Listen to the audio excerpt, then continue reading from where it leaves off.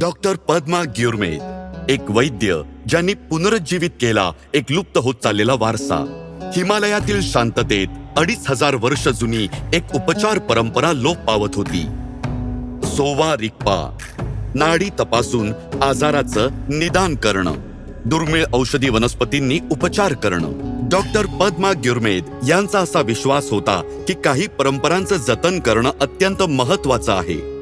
सोवा रिग्पाचे जतन करण्याचा त्यांचा प्रवास अगदी लहान वयातच सुरू झाला.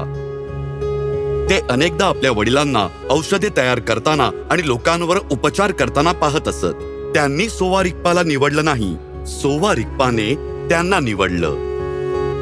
सुरुवातीला त्यांना ते शिकण्याची इच्छा नव्हती, पण त्यांच्या वडिलांनी त्यांना समजावलं. डॉक्टर ग्युरमेद यांनी आपलं जीवन ही चिकित्सा पद्धत वाचवण्यासाठी समर्पित केलं. त्यांनी सोवा रिग्पावर अनेक पुस्तकंही लिहिली, पण परंपरा वाचवणं सोपं नसतं. सुरुवातीला ही सिस्टम पुन्हा उभी करणं खूप अवघड होतं. आपल्याच लोकांना पटवून देणं की हा भारताचा वारसा आहे खूप घुसमटवणारं होतं. विद्यार्थ्यांसाठी सोवा रिग्पा हा शेवटचा पर्याय असे. आमची परंपरा लोप पावत होती. पण त्यांनी हार मानली नाही. डॉक्टर ग्युरमेद यांनी अनेक सोवा रिग्पा अभ्यासकांना एकत्र आणलं, अनेक परिषदा आयोजित केल्या आणि प्राचीन ग्रंथ गोळा केले. त्यांच्या पुढाकाराने माननीय पंतप्रधानांच्या पाठिंब्याने लेह येथे राष्ट्रीय सोवा रिग्पा संस्थेची स्थापना झाली. पण संघर्ष इथे संपला नाही.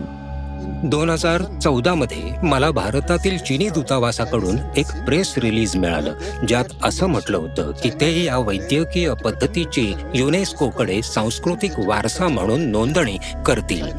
डॉक्टर ग्युरमेद यांनी सर्व संबंधित कागदपत्र गोळा केली, एक फाईल तयार केली आणि पूर्ण तयारीनिशी पुढे गेले. या दीर्घ प्रवासात अनेक लोकांनी डॉक्टर ग्युरमेद यांना पाठिंबा दिला. माझ्या कुटुंबाने खूप त्याग केला. 25 वर्षांमध्ये मी क्वचितच सुट्टी घेतली असेल.